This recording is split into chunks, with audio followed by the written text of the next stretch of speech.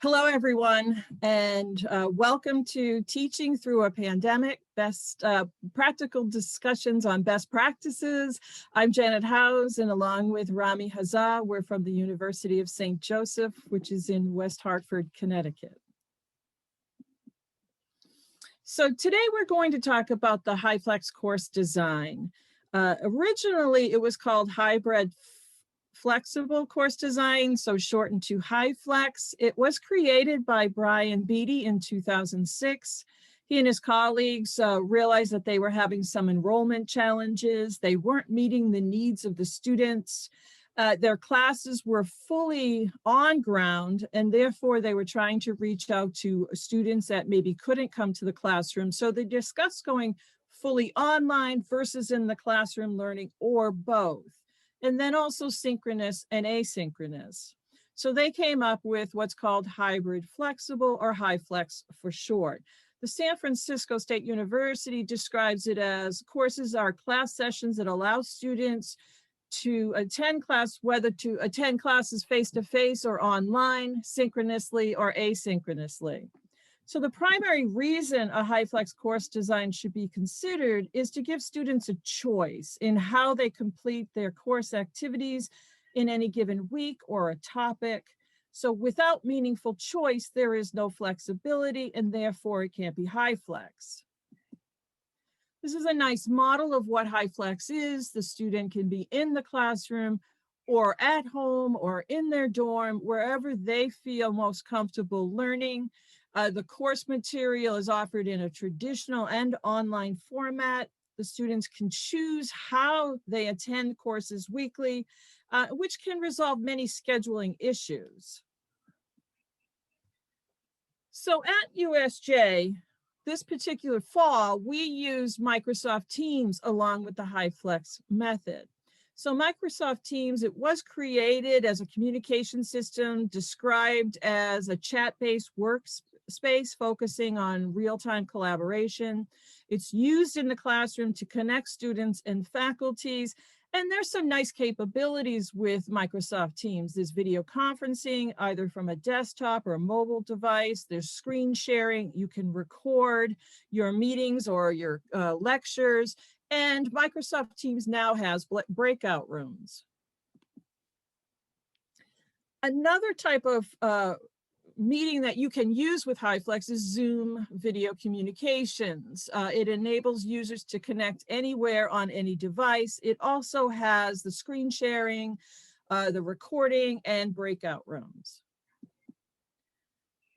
Back in the spring 2020, when we went fully online at the University of St. Joseph, we were connected with Blackboard Collaborate. So that was the only forum we had. But Blackboard Collaborate is simple and reliable. It was designed to be used in the classroom. Blackboard has virtual rooms, they have breakout rooms, they have screen sharing and recording, just like Zoom and Microsoft Teams. But one thing Blackboard does have is a whiteboard capability.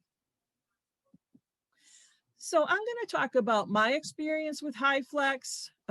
Again, in the fall 2020, we used Microsoft Teams in the physical classroom. The breakout rooms feature wasn't available this fall for us, so we didn't get to use that, but I used it to give lectures. I showed videos and held discussions. PowerPoints were utilized in the classroom. I shared my screen with my students. I did show videos at times, but there's a unique experience showing videos with HyFlex. There's an actual little button you have to press to share the audio. So your video will automatically share with students, but the audio may not. So that was something you had to remember to do. I did record my lectures. I provided those recordings to the students after classes. I also use Blackboard Collaborate in some of my classes because I was very familiar with it. And also because of the breakout rooms being featured in Blackboard Collaborate, it made for some nice group discussions in my classes. I was acquainted with breakout rooms in Blackboard Collaborate from the spring, so I used it this particular fall. I did use the whiteboard feature a couple of times. Students could jot down their ideas as we were discussing information. Was able to show videos, and students were able to present their PowerPoints because I was able to make them a presenter, which gave them the ability to advance their slides. Recording options are available in Blackboard as well. I didn't use Zoom in the fall because I used Microsoft Teams and Blackboard Collaborate. I'm now going to switch it over to my colleague Rami, and he's going to discuss his experience. Thank you, Janet. So my experience with the HyFlex model last semester was fairly similar to Janet's, but given the teaching and learning model that we both adopted, there were some subtle differences as well. So I also used primarily Microsoft Teams in the classroom. Again, the breakout rooms feature wasn't available, but when we were in the classroom using Teams, I was able to use it to give lectures, show videos, have discussions with students, whether they were in the classroom as well or they were tuning into class remotely. The primary mode was PowerPoints, just for the ease of sharing slides and content that way. It was also a great way to facilitate discussions. If I were to put up a topic or a prompt or a question, students from both learning formats could easily see that content and be able to contribute, whether that was through turning on their microphone, which we encouraged, or using the chat function. Now, one of the things with the HyFlex model that I found was a little bit of a challenge that I'll be looking to improve this semester is the use of participation from your students. One of the things that we had to do with the physical classrooms that were available to us was that it was difficult sometimes to follow along in the chat if people use that because there were multiple computers in our classrooms, and that was sometimes a difficulty navigating that component of student participation. I primarily use Blackboard, which is our learning management system for asynchronous learning and for students to access the course content before, during, or after our synchronous class sessions. So students could log on to our Blackboard course page.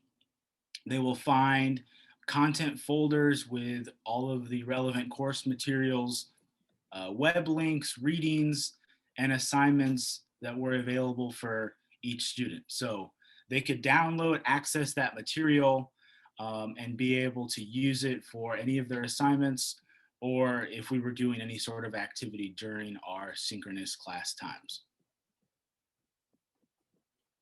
So one of the things Janet and I did at the end of the fall semester with this HyFlex model, because it was very new to not only both of us, but also to many of our students who were accustomed to, coming into campus and attending class in person. So we asked our students at the end of the fall semester, what was your experience with the HyFlex learning model? What did you like? What did you dislike? What were some challenges that you experienced? And kind of what was your overall assessment on the HyFlex model, both from a learning perspective, but also from a teaching perspective.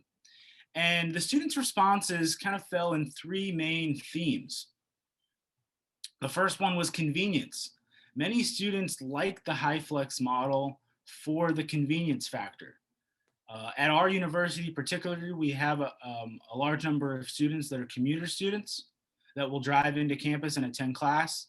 And a lot of those students enjoyed the fact that, they could save money on gas, they could save some time, and they could attend whichever way was convenient to them. So, if that meant coming into the classroom, or that meant tuning in, remotely from home or wherever they may have been.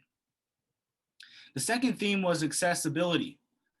Many of the students mentioned how much they enjoyed the accessibility feature of the HyFlex model, meaning that on any given day, students had the option to attend remotely, attend in the classroom, or in some cases, access the material asynchronously through our Blackboard course pages.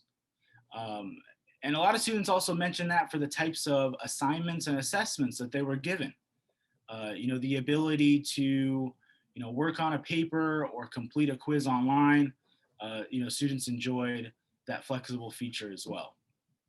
And then the last theme was engagement. Now this was more of a mixed review in terms of how students thought their learning process went throughout the semester. Some students indicated that they felt more engaged because they felt more confident, given how they were able to participate and complete assignments for the courses. But a handful of students also shared with us that they were easily distracted.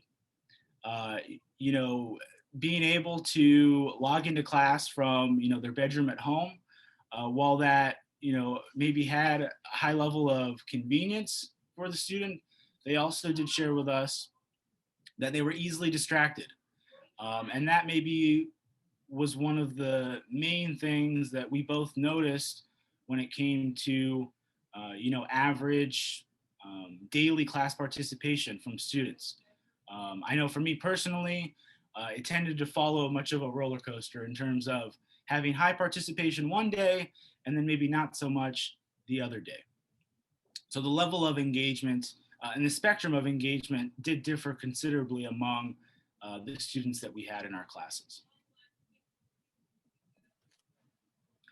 So putting this all together and learning more about the HyFlex course design, I thought it'd be useful and helpful to anyone that's adopting this learning model or interested in it, uh, that there is a structure and process you can follow when you are developing courses for this HyFlex model.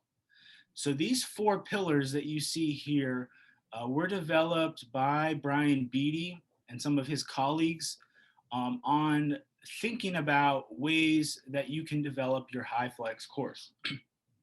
So the first one is alternatives.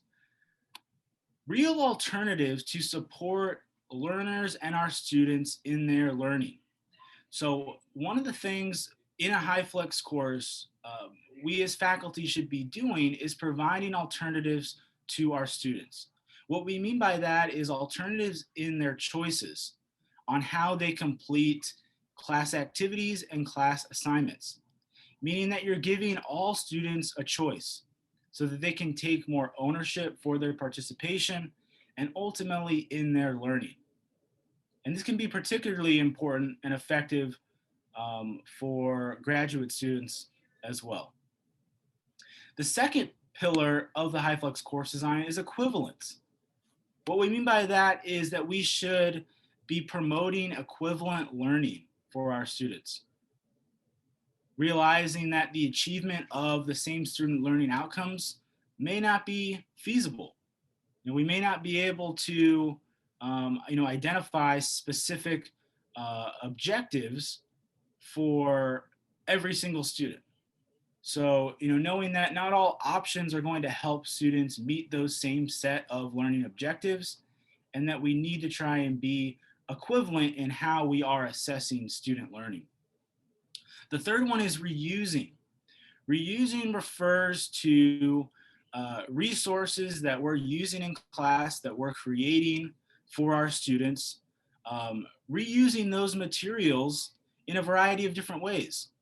So spanning maybe across multiple class periods, or potentially having those resources available to students online as well, or vice versa, depending on how your students are participating in the course. And then the last one is accessibility. Student learners, they need to have convenient and meaningful access to their learning opportunities and their resources and any relevant class activities that you would be using during your courses. So this means that we need to be sure that we're delivering and interacting not only with our technologies, computer, Microsoft Teams, Blackboard, etc., but also making sure that our students know how to use them and know how to access those different technologies, and being sure that we're accessible in how students can access those different materials for our courses. So we hope that you all will join us for a live panel discussion during COSMA's virtual conference. Our live discussion will be happening on Thursday, February 11th at 2:45 p.m. Eastern Time. During our live panel discussion, we'll expand upon some of these points that we made here in our presentation today. But the focus of our panel discussion will be to hear from all of you. What went well, what didn't go well during your courses. Did you use the HyFlex model? Did you potentially use a different type of learning model that you found was effective? So please join us at 2:45 on Thursday, February 11th, and come share your ideas on your best teaching practices. Thanks, Rami. And here are our references. We did want to point out Brian Beatty's hybrid flexible course design. You can find that online. It's at edtechbooks.org. So we encourage you to read his work on the HyFlex model. And we hope to see you again Thursday, February 11th at 2:45. Thanks so much.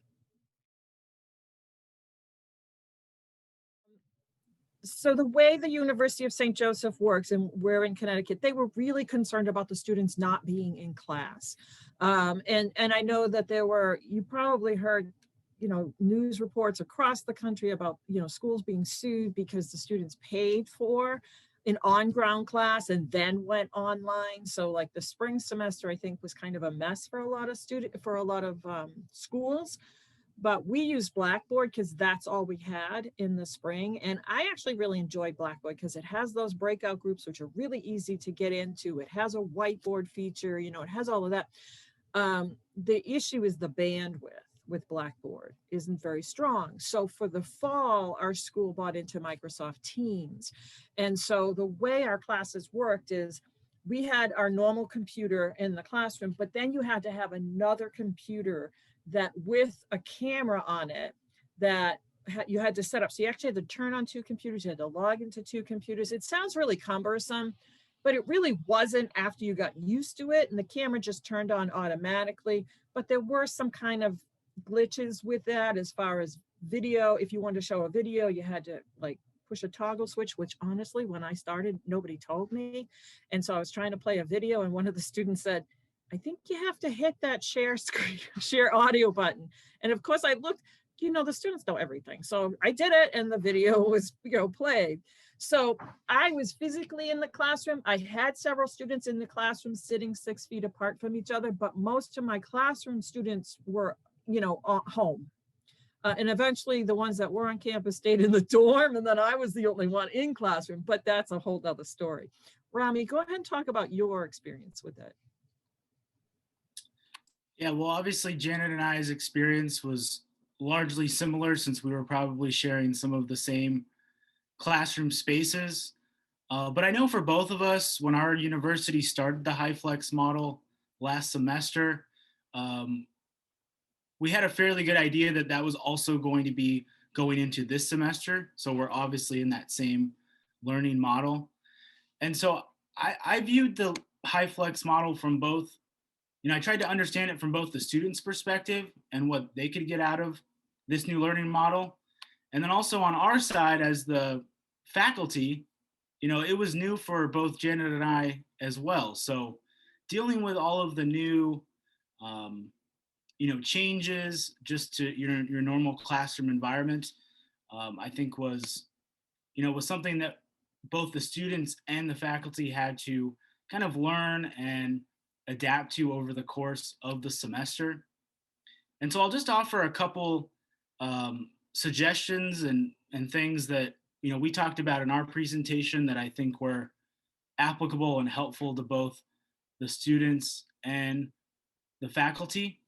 The biggest three things that our students said at the end of the fall semester in terms of the HyFlex model was that it was convenient and it satisfied a lot of their learning needs, especially students that, maybe they had family that came from, backgrounds where COVID was much more, present for them. And so they felt much more comfortable tuning in from home and tuning in primarily remotely.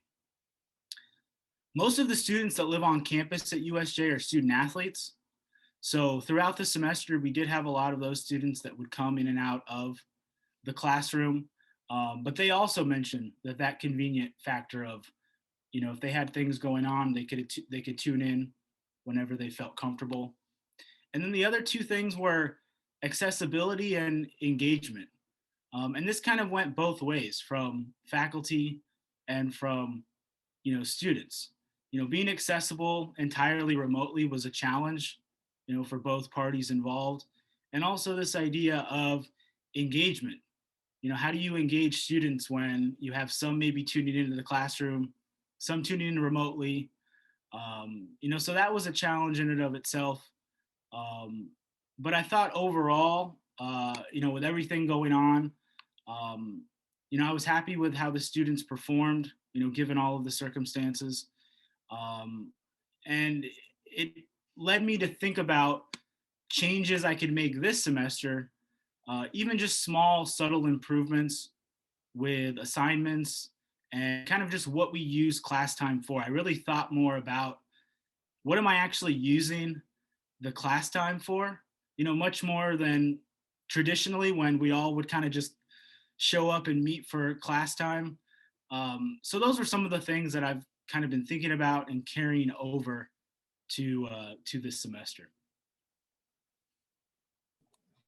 Actually, Rami just touched on something nice too, is I'm always in the classroom, the physical classroom before the students are in, whether we were all in the classroom or during the hybrid model. But one of the things when I'm online that I do with the students is I just check in with them. When they get online, I will, how are you doing? How's it going? Did you have a great weekend? Watch the Super Bowl? What did you think? Whatever those things are, just to get them talking. And one of the things that the students said about that was that they felt like I cared about the students and what was going on in their life. Because we did have students who either family members got COVID or they did. And some of them really tried to attend even when they were ill, and they could do it through this HyFlex model, which was nice. There was something else you said, Rami, but I forget what that was, and it'll come back to me. Yeah, so does that answer your question, Julia? Yeah, no, that was really helpful. Thanks. Hi, Maggie. We were supposed to meet up this year in Tampa. No. Did you end up bringing anyone or not? No, and actually I was awarded a grant to bring the students to the Super Bowl to volunteer, but we had to give it up because our school wouldn't let us travel. So yeah, there were like 2 or 3 other schools that were supposed to come as well, but our students still went for the most part. And it's interesting, Rami, that you were talking about the student athletes being the ones that came into the classroom a lot. We were kind of opposite. Our student athletes were very taking responsibility because they were like, I don't want to be around other students so that I can play. So dealing with, the allowance of student athletes to be remote only, which, worked out pretty well for my classroom. One thing also, Janet, with talking about asking how they are, I always give them the option of whether or not to come in class or be online, because I think, for me, it was always these are adults. I would never want someone to make me come to the classroom. So why should I make them, type of thing. I do want to say too, I couldn't find your presentation. So I was really looking forward to this topic, and I've looked in 2 places now and I can't find it. So I did not see your presentation, but I'm really excited to be here and have this conversation with you. That's okay, because I had trouble finding it too. and it's actually under panel discussions. Oh, that's So great. yes, Okay. if you go to conferences and go over to panel discussions, you'll find it Thank there. you. I emailed Chris, I was like, I can't find our presentation. So that's where it is. Thank you. And it's short, everyone, it's really short. Yes, so that's the other thing that I when you were just talking about is I find now when I get online and I make sure I'm online a good 10 minutes before class, sometimes even more, that students are getting on early and talking to me. And so last year it was, in the spring it was one student, and then in the fall it became two students, and now in the spring it's up to three. Like, they're getting on early so they can chat a little bit. And so there's different things they're interested in.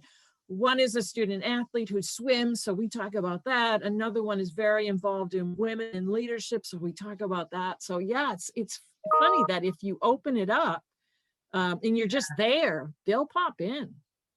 Yeah, and I just want to add to that too, and I'm sure you're already doing it, but just a suggestion too for everybody is, even in my weekly assignments, I usually do weekly assignments as part of the attendance. I always have a question of, how are you doing? How can I support you? And the ones that don't stay after or come early, they're writing like books. So I think it's just allowing them that space to be reflective and be open and know that somebody's going to hear them is really beneficial. So just wanted to share that too. I love that idea. Go ahead. I'm sorry. Oh, I would just kind of follow up, and I don't know if Maggie's in the same, she's in the same state I'm in, so I'm not sure if she's in the same, where I call us that we're the test ground for the world, really. Florida, just come to Florida. So I taught face-to-face in the fall. I also am teaching face-to-face right now. We do have a HyperFlex. We created a HyperFlex model for the spring. I did accommodate two students, one who was in Minnesota and another one who had real serious concerns about being in the classroom in the fall. We had a number of students who, were in quarantine because we too have student athletes, but they were still able to come to class. What I think I have found most telling about the whole thing is I've been teaching for I don't know how many years now, 16 or so. I've never had more students stay after class to talk to me. And I even have students who are on Zoom talk to me. So I really took that. I had a guest speaker in the fall who was coming in from Kansas City remote. So it was on a Tuesday. So on Thursday in class, I said, we're having a guest speaker on Tuesday. Most of you would just like to stay at home. And it was like crickets. And I was like, okay, well, raise your hand if you want to come to campus and listen to the guest speaker. And all but one student raised their hand. And I had 30 students in. And so that was really, really telling for me, is that there is some structure to them being there. So that's kind of my only point. Like, we've talked about this HyperFlex, and I do think it's a good model. Maggie, I think you said you let students kind of choose. I have gone with a straight face-to-face and kept the flex as the option, not necessarily the choice. So they do kind of have to. I think part of that is forcing them to communicate with me. And I try and tell them that we're all adults. You're in college. I went to college. I don't expect you not to do anything. So I found that their communication has been so much more open than it's ever been. Yeah, and Christy, I would definitely prefer to have class times where I could ask them all to come, but our classroom CDC guidelines only allow us to have half. So yeah, most professors on our campus, because we are supposed to do this kind of flex model or hybrid, unless you have a classroom space that has allowance for all students. But so essentially, they want you to have assign groups and assign one group to come in on Tuesday, one group to come in on Thursday, so that you allow at least half the time for all students to come in person. But again, I was just kind of like, well, let's see what happens in the fall. And I kind of did like a sign up sheet, and couple of weeks in, most students elected not to come into the classroom. Yeah.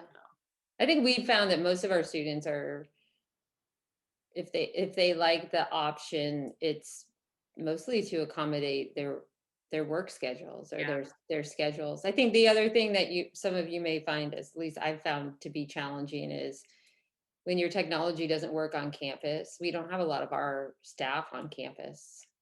A lot of people working remotely. And I think at least our students feel like they come to class and then they kind of leave. But I was just told today that we're scheduling our fall semester as normal. So your IT And- people weren't on campus? Well, they don't come in every day, no. So we wow. kind of have rotating schedules. So that's been I think more frustrating from a faculty perspective. But I mean, that's probably different at every university. Yes, but the state schools in Florida, I guess we're told that we will be scheduling as normal for the fall of 2021. Normal being completely in class. So we have COVID restrictions right now. So I mean, I teach in a room that seats 150 and I can have 49, no more than 49 students. I typically have 30, 25. I have 30 right now, but we'll move back into a classroom where I would have 30 or 36, where there won't be enough room for them to social distance. I know. One of the nice things that USJ did was they hired a crew of people to be in the classrooms with us the first week in the fall, first week or two, whatever it was. And, they're temporary. They went to a temp agency. And so these people were given some sort of training within the Teams, Microsoft Teams, and how the hybrid or HyFlex model worked. And then we have walkie-talkies in the class. And so you just push that button. And I only had a couple of issues, but I needed somebody pretty much right away one day, and he was right there. And so they had almost, I don't even know how many, Rami, they had, a good 20 or 30 people that were walking the campus during that time and making sure that all of the tech stuff was working. So I know our school really cared about that part of it. Yeah, and fortunately at our university, our class sizes are fairly small, so I think it's maybe a little bit more easier to accommodate all the students that would be in a class, versus if you have maybe a much larger type of class.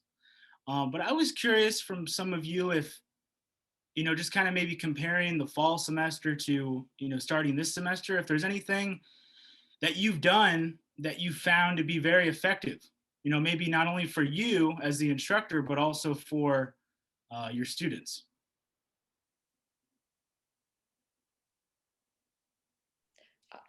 I teach I can go. I don't think it's something that's different, but I've really just tried to, I've talked to them more than I ever have. I mean, I typically talk to them a lot, but I've spent a lot more time, just I think what most of you have said, checking in with them at the beginning of class. And, the joke in class on Tuesday was, someone walked in with their Tampa Bay shirt. Oh, did you go to the Super Bowl? Were you in Tampa? Yes. So you sit in the way back corner, way back there.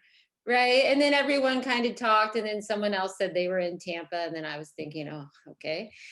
And I just think talking to them more, and I think asking them about their other classes. I think they're overwhelmed, a lot of them, with the online. And so I think for me, just really checking in with them, and I'm our program director, and making sure that they feel like they're not just dangling out there, which I don't know how your students are. I think a lot of them feel that way. I think in general, they just feel out of touch somewhat. Yeah, I would agree with that. Yeah. I try and like kind of touch base with them as I go through when they're in breakout rooms. So then they're in like smaller groups and kind of like, oh, how's it going? What are you working on? Okay, how are things? And sometimes they're a little bit off topic, and I just kind of let them like chat with me off topic a little bit, and then okay, let's get back to our activity. But I think they kind of need that. So one of the things I did this semester, I teach a larger stats class, and I put them in groups to work together on practice questions and stuff like that. And the lecture is remote, so we're all on Zoom, and then the labs, they have the option of coming in person or joining on Zoom, and having them work in the same groups with the same group of people, I think has really helped, because they get like I told them at the beginning of the semester, I gave them a little survey and said, like, tell me if there's people who you want to be in a group with, so I can try and like pair them up with people they know. But then the ones who didn't know anyone, or maybe like, I put 2 friends and 2 friends together in a group of 4. Now they're like getting to know those people because it's the same people they work with every single class. So try to like kind of recreate that like getting to know your neighbor situation that you would have in a real classroom. So I think that's helped. And the ones who've come to face-to-face labs are like so pumped to be on campus and seeing people, because we have hardly any classes on campus. So they're like, I just want to see another person in real life. This is so great. So even though it's only like out of 25 people in the lab, only like 4 or 5 come in person, but they're so happy to be there that I'm like, that's fine. Like, that's good. So I feel like it's worth it for that. Like, yeah, it's good. How do you all do groups with some students being in the classroom and some students being online? Do you do breakout groups then too? I guess I'll go. Yeah, it's. But I was gonna say, much like Rami said, it was like really reflecting on how to utilize the classroom time and what to give them outside of class, because I think that's kind of a benefit of what we've gone through in the last year or two of being able to supplement our teaching. But yeah, I've had to be very intentional about when it is something where they really need a lot of group interaction. I actually choose those days to be all on Zoom so that they can all have the same platform, so that there's not, because the people in the classroom can sign on Zoom while we're doing it. And I've done that a couple times, but there's still a disconnect. And the ones in the classroom don't feel as comfortable talking because I'm standing right there too. Or if I am doing in classroom and we have people on Zoom, then I'll do the breakout rooms on Zoom. And then the people in classroom can kind of socially distance, be in a group of 2 or 3. So how do you do it, Janet? Well, I do it pretty much the way you did it. The first time in the fall, it was the same thing. Those people online, I put them online together, and those people in the group, in the room, because they're already socially distanced and there was, only a few of them, they were their own group. Absolutely. But I have heard of people that if you ask the students to bring their laptop to the actual classroom, you can put them in a breakout group online as well. And I didn't know if anybody was doing that. Yeah, I have done that, but I know students find it challenging because they hear other people right next to them in a different group. Mm-hmm. And so like those times I would give them the option to leave the classroom, but they're already kind of like in their sanitized space. So they don't really want to get up and move around too much. One thing that we did, Rami and I encountered in the beginning of last fall was Microsoft Teams didn't have breakout groups, and they kept promising they would in the fall, but it didn't actually happen till this spring. And they're very easy to break into, break the students up into it now. So what I did in the fall was we would meet on Teams and then go over to Blackboard, because I could put them into breakout groups on Blackboard Collaborate. The issue with that is there's feedback if you have both open, and the bandwidth issue with Blackboard Collaborate, because you have Teams open. So I said, once everybody gets over to Blackboard Collaborate, shut off your Teams.